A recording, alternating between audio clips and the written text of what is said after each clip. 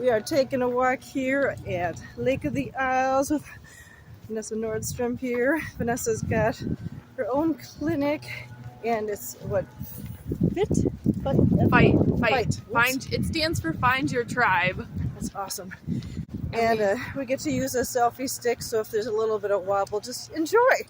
Enjoy the ride. This is Lake of the Isles here. Yes. And I get to hear about the different, I don't know if I'd say values that a person has, or how did you say it? Well, I focus on the pillars of wellness. So the 8 pillars of wellness are physical, mental, emotional, spiritual, nutritional, environmental, financial, and our employment wellness, as well as social connectedness. So when I do a lot of my work and release imbalances through energy work, it's very critical to have those key pillars very strong and have a strong foundation to begin with. And so one of my most important ones that I like to focus on is the environmental side. I'm an environmental policy major. I studied the environment for a long time, and it all kind of stemmed from losing my dad at age 18, and I lost him to Agent Orange in Vietnam. So it was tied to toxins that affect the body and the DNA. And ultimately, we found out in 2012, epigenetics told us that it actually is passed on through the DNA up to 5 generations. So the environmental aspect is very important to make sure that as you're releasing imbalances and disconnections, that your pillars are strong. And the environmental ones are all around us, whether they're inside the house or they're outside. It could be anything from toxins, from the food we're eating, to the clothes we're wearing, to the household cleaning supplies we use. It's just pretty much anything and everything we use and encounter day to day, and making sure that we mindfully manage that input as much as we can, so we have less imbalances to release. Wow. So you do a combination of, well, I don't even know the names of the treatments you do because I can't remember them all, but yeah. So I do body code and emotion code. I am a Reiki master, and I also use a little individual electromagnetic field system that helps balance the frequencies in our body to get them back up to where they need to be, so it syncs up specific to your body's needs at a specific point that we focus on with the healing. So but I use several of them and get to the crux of what the body needs, the body, mind, and soul needs to help release that. How do you notice an imbalance? Well, imbalances, tricky enough, are symptoms. I guess, I'm sorry to interrupt. How do people notice that they have imbalances? Yeah. So imbalances are really just symptoms, diseases, feeling disconnected, mental health stuff that comes up. It's really the body waving its flag and wanting your attention, and that's a lot of why we have pain. It's triggering an effect that wants your attention, and that is due to those imbalances being caught up in the body and getting caught in the energy flow and causing some kind of symptom or disease or disconnection. So we're all humans. We basically all have imbalances, and they can come from conception till your current age. They can be inherited, maternal and paternal side, and they can also be previous life. So it's a gamut of things that come in and hit our patterns that create imbalances. And so if you think of it, it can be overwhelming, but the goal is to take baby steps and just take it one step at a time and focus in on a particular imbalance that's really affecting you. So let's say, for example, you have headaches. Well, there could be a multitude of imbalances that are causing the headaches. Sure. And every person has a different reason or different reasons why their imbalances are triggering headaches. Yeah. And so every session looks different from anyone else's. Okay. They're all unique to the individual.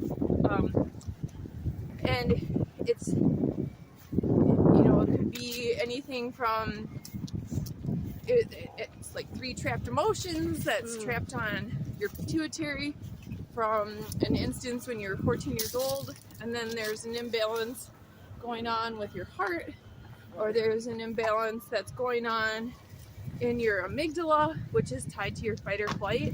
Oh yeah. Which is very common. That one regularly comes up in just about every session because as a society, we're very pressed with stress hormones in excess every day through social media, through daily living, through just driving down the street. Lots of encounters that create stressful situations, all the way to the very traumatic ones that we encounter. And if we don't process through those and release those, they become emotional baggage and imbalances. I imagine some of these treatments helped you with dealing with the huge loss of your dad.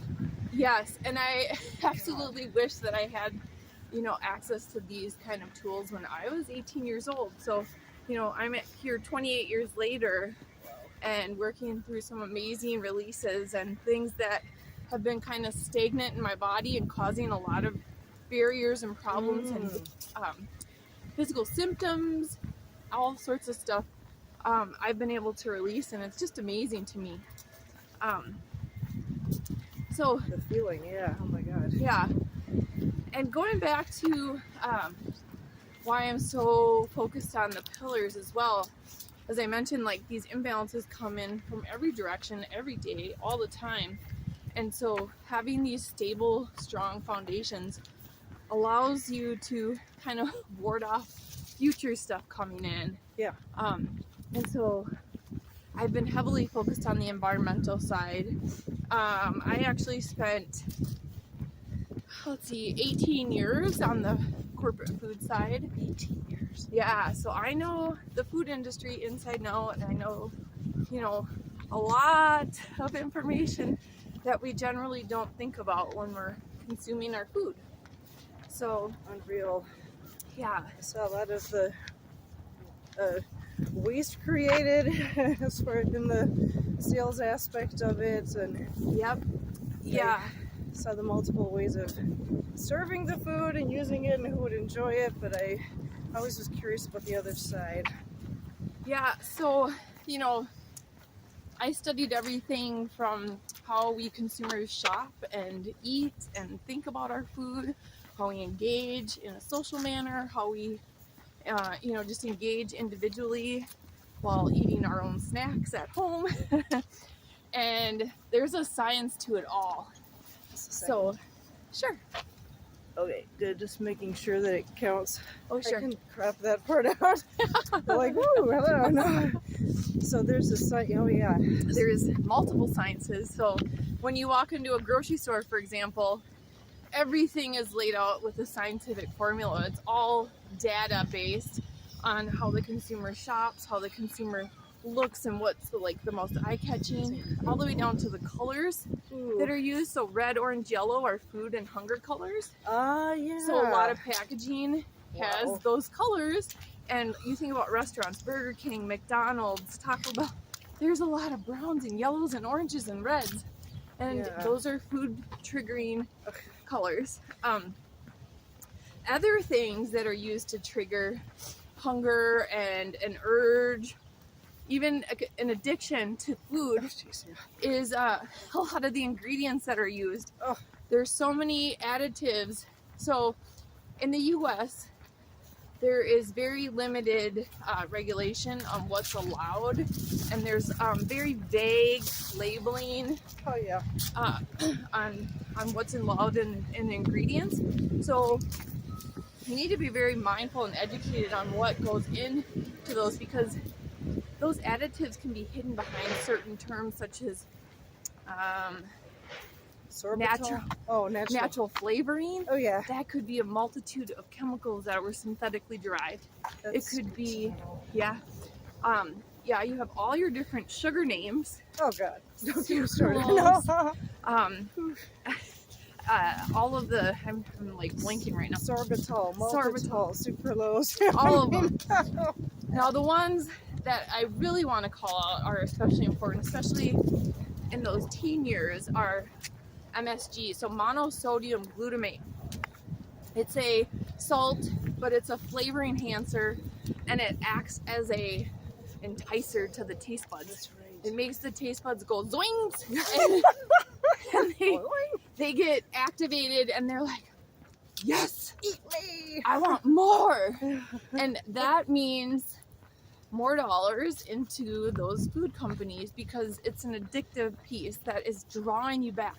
So you can't, when they even market and say you can't eat just one, They're not kidding. they're not kidding. And it's not because of your willpower, it's because of those additives that they're putting in there that are affecting your willpower. They're taking over the brain chemicals that are making you not be able to make your own decisions with those food items. Very true. So there's a lot of that. And then you have to watch out for PFAS, which are polyfluoroalkylanes. The plastics that break down, the microplastics, are getting into our food and water supply. You have to watch out for potassium bromylate, which is in a lot of baked goods and flours. And those are like enhancers and preservatives and, you know, ways for them to have longer shelf life. Like, you do not want a shelf life more than like 3 months. Really, the body just needs to eat fresh and clean. And when they are saying 3-year shelf life, that is a walk away signal. Yeah. Like, do not eat that food. Do you know what impact citric acid has on the body? I see it in all the canned goods. I mean, I realize they do it to... Yeah, it's another preservative. But it does have, it definitely throws the pH levels off in the body. You know, we want to be in more of a balanced alkaline, between alkaline and acidic, and, you know, be right in that 7.5 range. And a lot of these foods throw that off, and when our body pH is off, it throws off all the chemical signals for the hormones, for the nervous system, for respiratory, reproductive. Going back to the MSG, that one, you know, we look at how students have a hard time processing and thinking and keeping their attention span, and that one really goes after the brain. It's like really causing these imbalances that make it very hard to focus. And MSG is also, you know, very hard on the cardiovascular system. So watch out for those chips. Those branded chips are really common MSG holders. Condiments, and then... What do you mean by branded chips? Like not store brand? Like like the big brands, okay. yeah. So the faves of all the teenagers. Sure. Yeah. And you know, just watching out for those types of additives. So all that is driving like all of this excess food intake. And a lot of these companies, big companies, are producing so many new items every year. Yeah. You know, there's some that are, the big companies are producing 200 items per 6 months. And they're coming in again with another 200 items and selling those into the grocers. And the grocers have to then make space on the shelf. And you can imagine what makes space on the shelf. It's called the dollar. Yeah.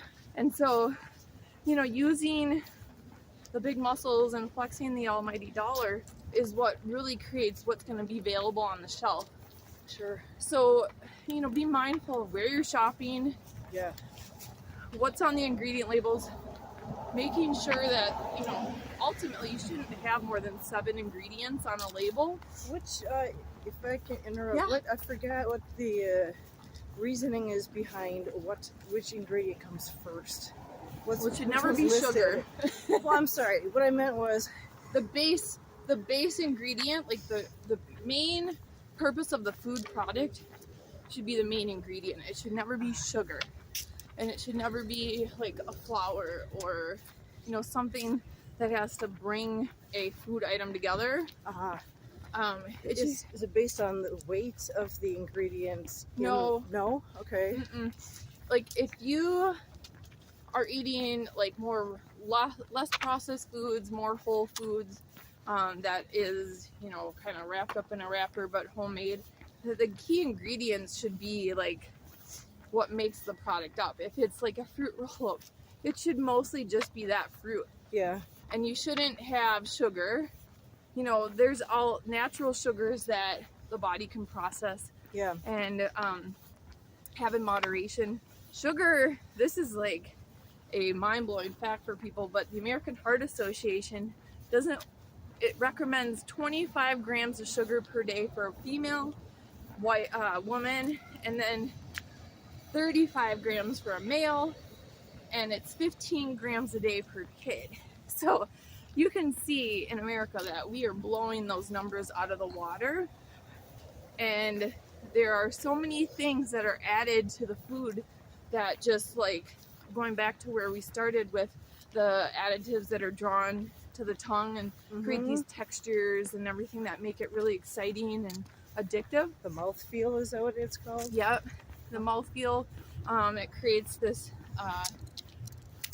wow factor. the wow factor, and then there's some that even play into the olfactory, so the smell, which creates memories. Oh yeah. Yeah, there's so many psychologicals that are built into what they're pushing in the food supply.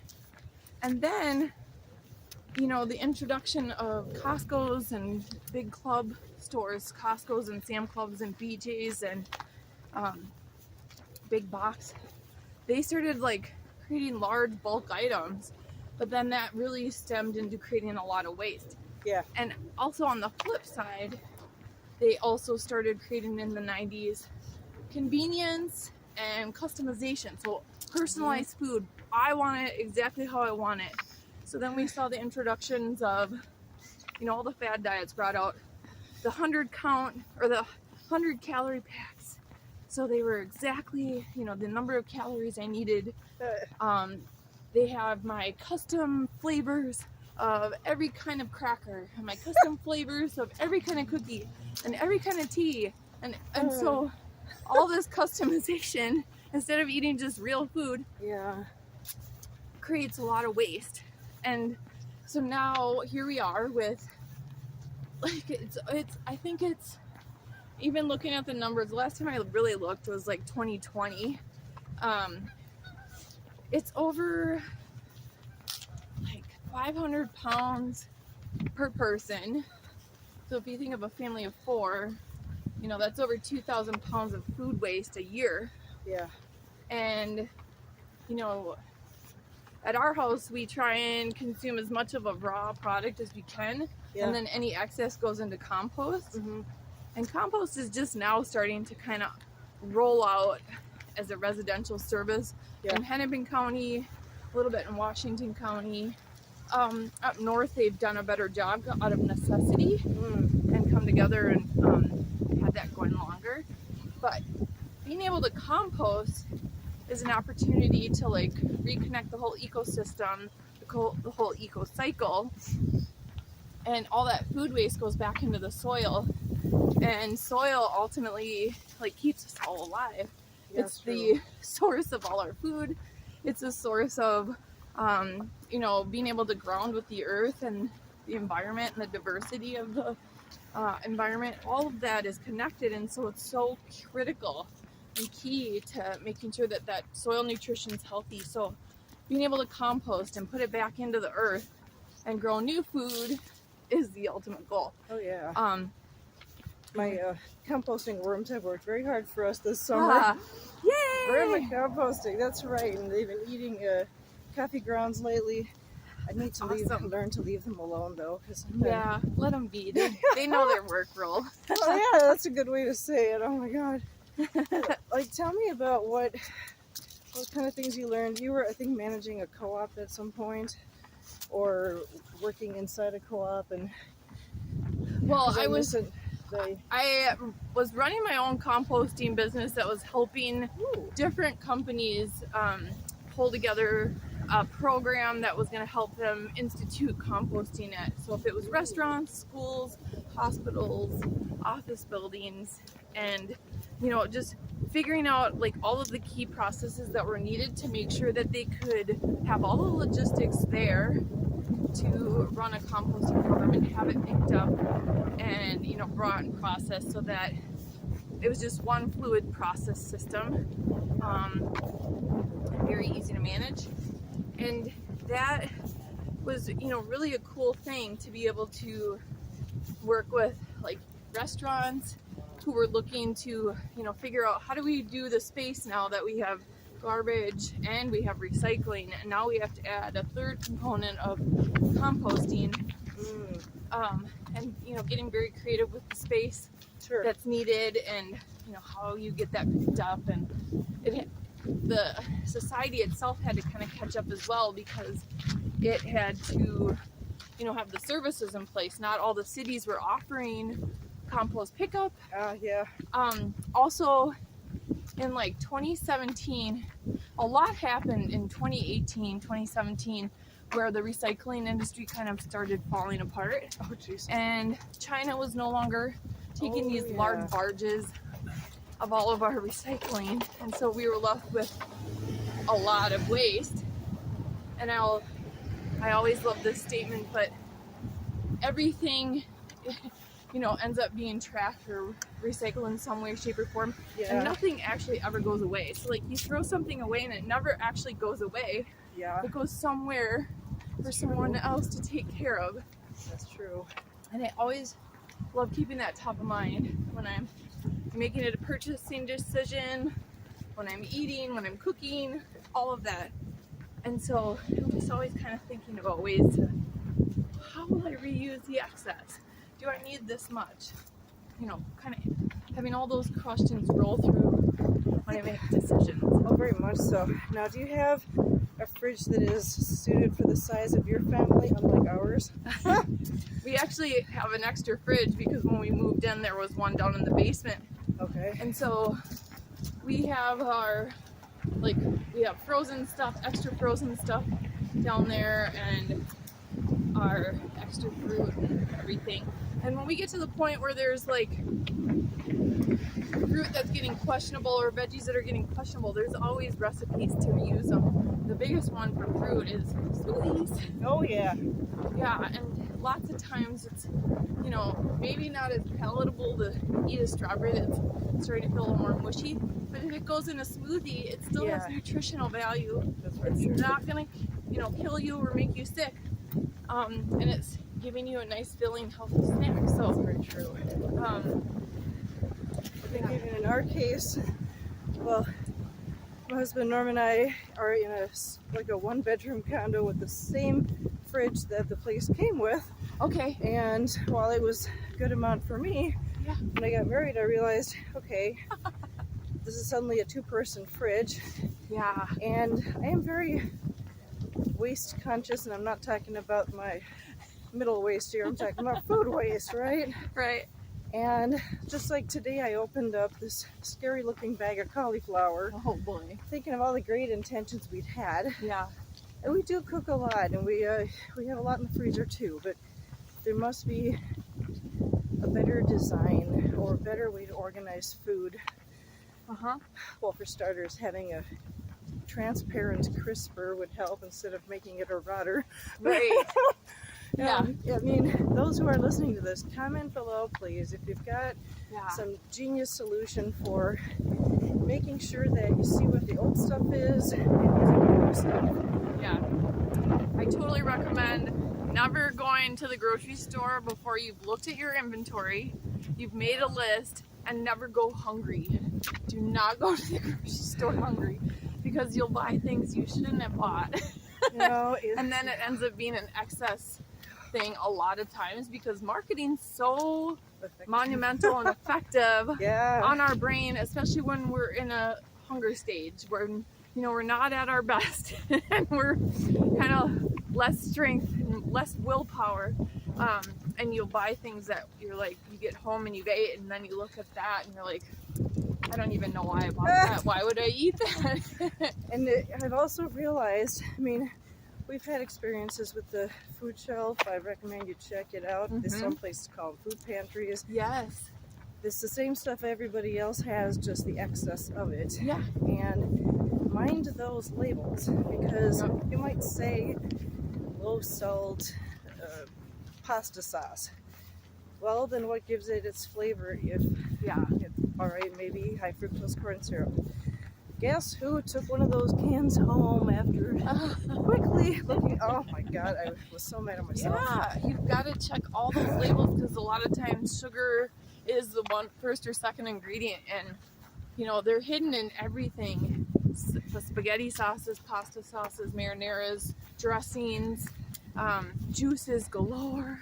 So say, we usually make our own sauce, but I thought, honestly, I did think, well, since it is free, I'm an experiment. Yeah. That's not the kind of experiment you want to do. No. Plus, I like making tuna salads. Okay. So I grabbed some tuna that said tuna in water. Well, what they didn't mention, not the food shelf, the manufacturers, or I guess you'd call it the packagers, because they don't make tuna. Yeah. Yes, it was in water, but also in soy sauce or something else, like 3 other things. Yeah. And I thought, wow, you can't trust the fact that it says it's in water. Right. Yeah, and a lot of those things people don't even realize, but you might have an allergen based on like the soy sauces. Flour might be in something where it doesn't say anything about flour, and then you look at the back and all of a sudden it contains wheat, and you're, you know, kind of throwing like, I totally checked this, and then there's so much going on. It's like a swirl on packaging and marketing that they catch your eye with the big pops, and you forget to look at the important information of what is it. Oh my gosh. So, and you gave me the perfect segue as far as packaging, because that was one of my other hot buttons, is to reduce the amount of packaging that comes with products. What did you get any insights on that in the food industry, or? yes. Yes. Okay, so this was there's a ton of waste when it comes to the packaging piece, and even as much as the sample process when you're bringing new items to the buyer at the grocery store.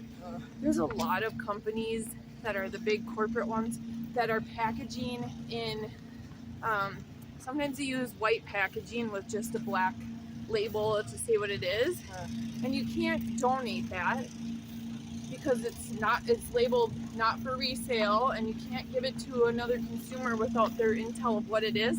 So, and the sample process entails like a case of something where the buyer only needs like 1 or 2 boxes. So you're landing these salespeople across the country with all this extra food.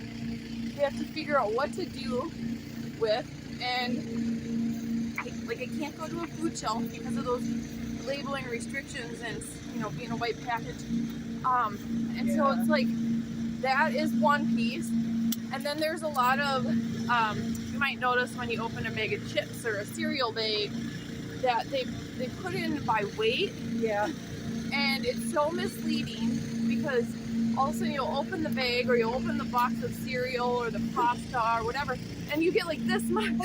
It does have a settling effect, but it also is put by weight, but they make the packaging bigger for, guess what? Better shelf presence. It's their billboard, and that's how they collectively work on your mental and say, pick me, pick me.